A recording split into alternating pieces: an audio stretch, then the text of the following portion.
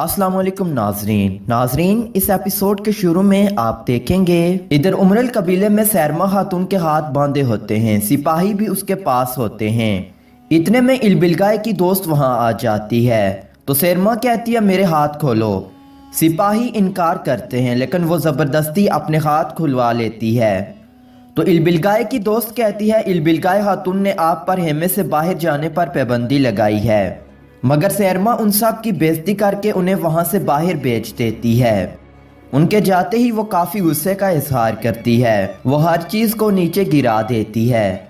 आखिर में कहती है इलबिलगाय अभी खेल ख़त्म नहीं हुआ, मैंने अपनी आखिरी चाल चलनी है, मैं तुमसे बदला लूँगी। इधर बरके खान के हेमे के करीब कयात पहुंच जाता है और अपने सिपाही से कहता है मैं हेमे से कुछ ज़रूरी कागजात लेने आया हूँ।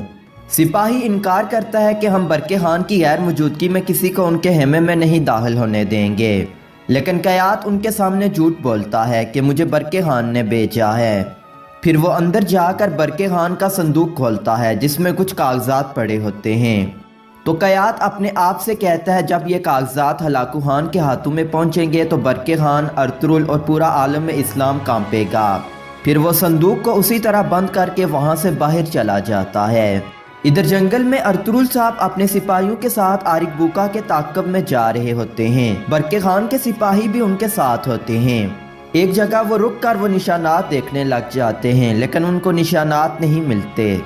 अर्तुरुल साहब उन खोजियों को कहते हैं आप निशानात का मजीद ताक़ब करें, मैं अपने सिपाहियों के साथ बरके खान के पास जा रहा हूँ, हम उनसे अहम कागजात हासिल करेंगे। इधर उमरल कबीले में सैरमा बैठी होती है, उसी दौरान इलबिलगाय खातून उसके पास आ जाती है और आते ही कहती है तुमने ये सब क्या फसाद बर्पा किया है। तो सैरमा एकदम से मासूम बन जाती है और कहती है मैंने ये सब अपने कबीले की भलाई के लिए किया है। ये सुनकर इलबिलगाय पूरी कुव्वत से एक थप्पड़ सैरमा को मारती है। फिर इलबिलगाय कहती है तुम्हें शर्म नहीं आती, तुम मेरे सामने झूठ बोल रही हो, तुमने मेरी पीठ में खंजर घोंपा है। तो सैरमा भी एतराफ़ जुर्म कर लेती है और कहती है ये सब कुछ मेरी नासमझी में हुआ और लालच की वजह से मेरी आंखों पर पर्दा पड़ गया था। फिर सैरमा जज्बाती होकर कहती है बाजी मुझे एक दफ़ा माफ़ कर दे, मैं कसम खाती हूँ आइंदा ऐसी गलती नहीं करूँगी। फिर वो इलबिलगाय के हाथ का बोसा लेने लगती है लेकिन इलबिलगाय अपना हाथ पीछे कर लेती है और कहती है मेरे सज़ा देने से पहले तुम अपने आप को सज़ा दो, खुद को अंदर से जलाओ, शायद तुम्हारा जहन ठीक हो जाए। ये कहकर इलबिलगाय खातून वहां से बाहर चली जाती है। इधर काई कबीले में तुरगत पहुंच जाता है और हाइमा खातून को सारा वाकया बता देता है कि बैबुलात के बाद उसकी बहन सैरमा ने भी कबीले से गद्दारी की है। अल्लाह के हुक्म से हमने इस फितने को ख़त्म कर दिया और इलबिलगाय ने सैरमा को हेमे में कैद कर दिया है। तो हाइमा खातून कहती है इलबिलगाय बहुत बहादुर बच्ची है, हालात जैसे भी हों उसने हमेशा हक और सच का साथ दिया है, काश अर्तुरुल साहब जल्द आ जाएं ताकि हम इस औरत को अपने हेमे की खातून बनाएं। इधर सैरमा खातून अपने हेमे में बैठी होती है और कहती है मैंने आपसे माफ़ी मांग ली है लेकिन मैं आपको कभी माफ़ नहीं करूँगी। फिर वो एक मंगोल संदूक से जहर निकालती है और अपने आप से कहती है जिस तरह तुमने मेरी ज़िंदगी में जहर गोला, मैं भी आपको इसी जहर के ज़रिए अंजाम तक पहुंचाऊंगी। इधर इलबिलगाय अपनी दोस्त से सैरमा के बारे में बात कर रही होती है। इलबिलगाय कहती है अगर मुजरम को सज़ा देना इंसाफ है तो माफ़ करना फजीलत है। फिर वो कहती है सैरमा काफ़ी शर्मिंदा है, वो मुझसे माफ़ी भी मांग चुकी है। इतने में सैरमा खातून एक सिपाही के साथ अंदर आ जाती है और कहती है बाजी मैंने आपको कुछ अहम बातें बतानी हैं, वो बातें तन्हाई में हूँ तो बेहतर है। ये सुनकर इलबिलगाय खातून सबको बाहर भेज देती है। तो सैरमा कहती है आपको पता है इन सब के पीछे आरिक बुका है, उसका असल हदफ काई कबीला यानी आप और अर्तुरुल हैं। इधर बरके खान जैसे ही अपने हेमे में आते हैं अपने सिपाही को कहते हैं कयात को फौरन हाजिर करो।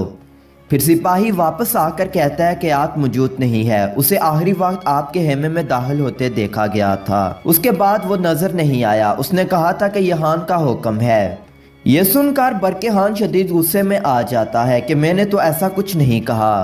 फिर वो फौरन अपने संदूक को देखता है लेकिन वो खाली होता है। बरके खान भी काफ़ी गुस्से में आ जाता है। इधर उमरल कबीले में इलबिलगाय सैरमा को कहती है वो हमसे क्या चाहते हैं, वो हमारे कबीले के दुश्मन क्यों बने हैं। तो सैरमा कहती है वो आपकी जान लेना चाहते हैं। उसी दौरान वो जड़ से वही जहर इलबिलगाय के मुंह पर फेंक देती है, जहर उसके मुंह में चला जाता है। پھر سیرما اپنے ہاتھ اس کے منہ پر رکھ لیتی ہے تاکہ وہ بول نہ سکے۔ کافی دیر تک وہ ایسا کرتی ہے جس سے البلگائے بے ہوش ہو کر نیچے گر جاتی ہے۔ سیرما بھی اسے اسی حالت میں چھوڑ کر جیسے ہی جانے لگتی ہے تو البلگائے خاتون فوراً اٹھ کر اپنا خنجر سیرما کی پیٹھ میں گھسا دیتی ہے۔ اس وار سے سیرما بھی نیچے گر جاتی ہے اور البلگائے بھی نیچے گر جاتی ہے۔ البلگائے کی دوست آ جاتی ہے، وہ ان دونوں کو اس حالت میں دیکھ کر کافی پریشان ہو جاتی ہے۔ اس کے شور و شرابے پر باہر سے سپاہی آ جاتے ہیں۔ سپاہی البلگائے کا معائنہ کرنے کے بعد کہتے ہیں اسے زہر دیا گیا ہے۔ پھر سپاہی البلگائے کو اٹھا کر وہاں سے کائی قبیلے کے لیے لے آتے ہیں تاکہ حکیم آرتک صاحب اس کا علاج کر سکیں۔ ادھر برقع خان اپنے خیمے میں ٹہل رہا ہوتا ہے، اسی دوران ارطغرل صاحب ان کے پاس آ جاتے ہیں۔ سلام دعا کے بعد وہ قیاد کے بارے میں پوچھتے ہیں تو برقع خان کہتا ہے وہ کمینہ بھاگ گیا ہے، جاتے ہوئے وہ ہمارے حساس کاغذات بھی لے گیا ہے جو میں نے آپ کو دینے تھے۔ اگر یہ ایک ہلاکو خان تک پہنچ گئے تو ہماری سالوں کی محنت ضائع ہو جائے گی۔ ارطغرل صاحب کہتے ہیں اس زمین سے نکلنے سے پہلے اسے پکڑنا ہوگا۔ برقع خان اپنے سپاہی سے کہتا ہے سپاہیوں کو جمع کرو، کھوجیوں کو اپنے ساتھ لو، ہر جگہ اس کی تلاش جاری رکھو، اور خود بھی ارطغرل صاحب کے ساتھ چلے جاتے ہیں۔ ادھر جنگل کی خفیہ غار میں آرک بوکا بیٹھا ہوتا ہے، اسی دوران قیاد اس کے پاس آ جاتا ہے۔ قیاد کہتا ہے برقع خان اور ارطغرل میرے بارے میں جان گئے ہیں۔ یہ سن کر آرک بوکا جھٹ سے اپنی خنجر اس کی گردن پر رکھ دیتا ہے اور کہتا ہے یہ کیا کہہ رہے ہو تم؟ تو قیاد کہتا ہے میں برقع خان کے حساس کاغذات ساتھ لایا ہوں، اس میں ہر قسم کی خفیہ معلومات ہے، جب ہم یہ ہلاکو خان کو بھیجیں گے تو برقع خان اور ارطغرل کی امیدوں پر پانی پھر جائے گا۔ آرک بوکا ان کاغذات کا اچھی طرح معائنہ کرنے کے بعد کہتا ہے اب تم جلدی تبریز جاؤ، تمہیں پتا ہے تم نے کہاں جانا ہے؟ تو قیاد کہتا ہے برقع خان اور ارطغرل میری تلاش میں ہیں، سب سے پہلے ہم گات لگا کر ان دونوں کو ماریں گے۔ ادھر جنگل میں ارطغرل صاحب برقع خان کے سپاہیوں اور کھوجیوں کے ساتھ قیاد کی تلاش میں نکلے ہوتے ہیں، برقع خان بھی ان کے ہمراہ ہوتا ہے۔ ادھر کائی قبیلے میں ڈول بجنے کی آواز آتی ہے، سب حیرانگی کے عالم میں داخلی راستے کی طرف دیکھتے ہیں۔ حائمہ خاتون بھی اپنے خیمے سے باہر آ جاتی ہے، سب بہت حیران ہوتے ہیں۔ اتنے میں انہیں امرل قبیلے کے سپاہی آتے نظر آتے ہیں جنہوں نے البلگائے خاتون کو لایا ہوتا ہے۔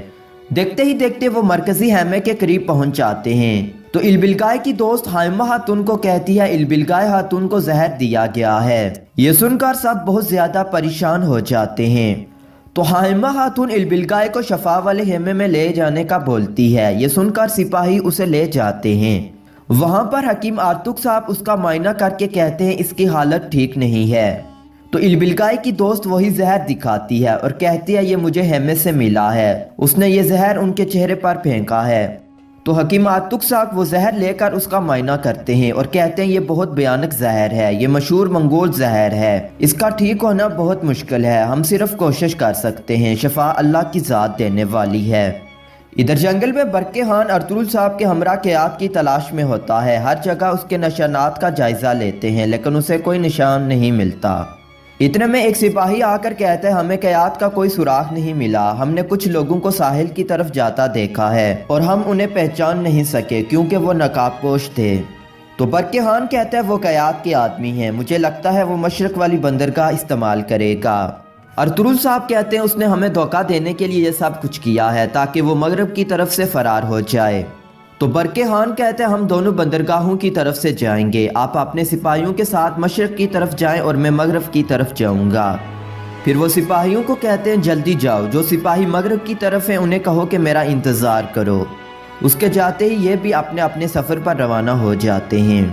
ادھر کائی قبیلے کے شفا خانے میں البلگائے کی حالت کافی نازک ہوتی ہے، حکیم آرتک صاحب اس کا علاج کر رہے ہوتے ہیں۔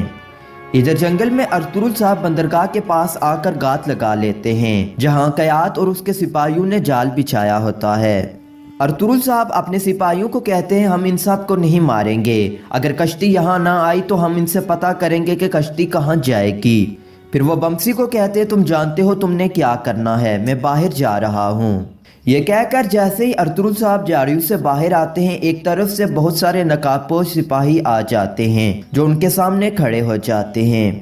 پھر وہ جیسے ہی ارطغرل صاحب پر حملہ کرنے کے لیے آگے بڑھتے ہیں بمسی اور اس کے سپاہی تیر برسانا شروع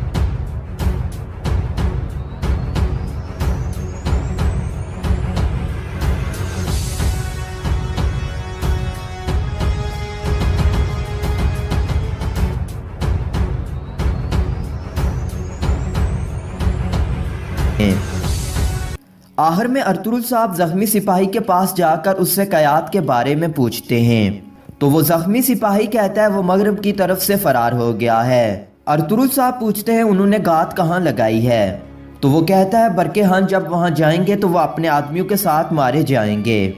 یہ سن کر ارطغرل صاحب جٹ سے اس کی گردن ایک ہی جھٹکے میں توڑ دیتے ہیں۔ پھر وہ اپنے سپاہیوں کو کہتے ہیں ہمیں جلدی سے برقع خان کی مدد کو جانا ہوگا۔ پھر وہ سب وہاں سے چلے جاتے ہیں۔ ادھر مغرب میں برقع خان جنگل میں ایک جگہ رکتا ہے اور اپنے پیغام رساں سپاہی سے کہتا ہے کیا تمہیں یہاں قیاد کا کوئی نشان ملا ہے؟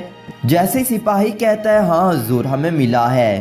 اتنے میں جھاڑیوں سے قیاد نکل آتا ہے اور کہتا ہے میں نے تمام سپاہیوں کو مار دیا جو تم نے میرے پیچھے بھیجے تھے، اب تمہاری باری ہے۔ یہ کہہ کر دونوں اطراف کے سپاہی اپنی تلواریں نکال لیتے ہیں۔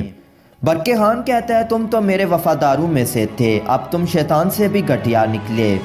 اتنے میں جھاڑیوں میں سے آرک بوکا اور اس کے سپاہی نکل آتے ہیں جو ان سب کو گھیر لیتے ہیں جو تعداد میں بہت زیادہ ہوتے ہیں۔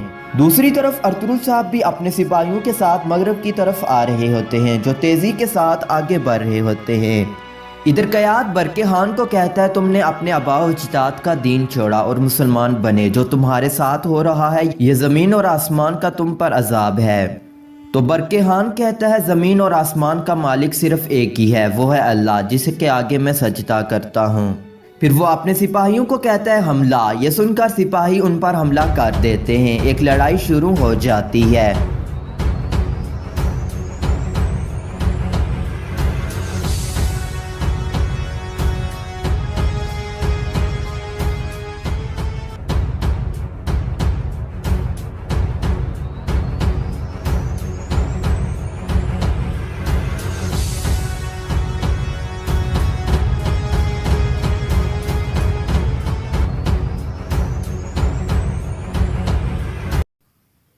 آخر میں آرک بوکا اور ان کے سپاہی برقع خان کو گھیر لیتے ہیں اور تلواریں ان پر تان لیتے ہیں۔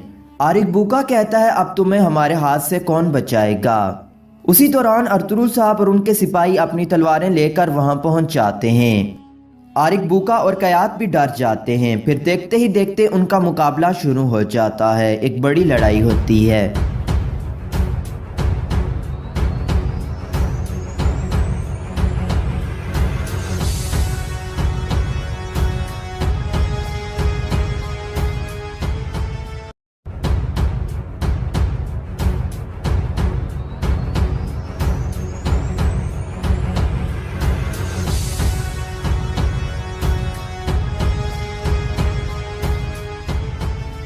آخر میں ایک طرف برقع خان نے قیاد کی گردن پر تلوار رکھی ہوتی ہے اور دوسری طرف ارطغرل صاحب نے آرک بوکا کی گردن پر تلوار رکھی ہوتی ہے۔ پھر برقع خان کے حکم پر ایک سپاہی قیاد کی تلاشی لے کر اس سے وہ سارے کاغذات لیتا ہے۔ پھر برقع خان اللہ کا نام لے کر اس کی گردن پر وار کرتا ہے اور ایک ہی وار میں اس کا کام تمام کر دیتا ہے۔ ارطغرل صاحب آرک بوکا کو کہتے ہیں ہمارے پاس ہر غدار اور ظالم کے لیے تلوار ہے، ہلاکو خان جو خبر سنے گا وہ یہ ہوگی کہ حق آ گیا اور باطل مٹ گیا۔ پھر ارطغرل صاحب ایک ہی وار میں اس کا کام تمام کر دیتے ہیں۔ ادھر کائی قبیلے میں حکیم صاحب البلگائے کا علاج کرنے میں لگے ہوتے ہیں۔ اسی دوران حائمہ خاتون آ جاتی ہے تو حکیم آرتک صاحب کہتے ہیں ہم نے اسے بہت سی جڑی بوٹیاں دی ہیں، کچھ ہی دیر میں اس کا بخار ختم ہو جائے گا۔ یہ سن کر وہ سب خوش ہو جاتے ہیں۔ ادھر ساحل سمندر پر ارطغرل صاحب اپنے سپاہیوں کے ہمراہ آ جاتے ہیں، برقع خان بھی ان کے ساتھ ہوتے ہیں۔ ارطغرل صاحب کو حساس معلومات دیتے ہیں جو جنگ میں کام آنے والی ہوتی ہیں۔ ارطغرل صاحب کہتے ہیں ہم نے آپ کے ساتھ اتحاد کرنے کے لیے بہت جد و جہد کی، اب پھل کھانے کا وقت آ گیا ہے، انشاءاللہ ہم عالم اسلام کو ظالموں کے پنجوں سے آزاد کرا دیں گے۔ برقع خان کہتا ہے میں منگول تھا، اگر میں اسلام قبول نہ کرتا تو میں بھی ہلاکو خان جیسا ہوتا۔ آخر میں برقع خان کہتا ہے میں اس مقصد کے پرچم کو فرنگی علاقوں میں بھی لہراؤں گا۔ ارطغرل صاحب کہتے ہیں اناطولیہ اور مغرب کے ترک اس پرچم کے تلے ایک ہوں گے۔ پھر وہ دونوں ایک دوسرے سے گلے ملتے ہیں اور ایک دوسرے کو الوداع کہتے ہیں۔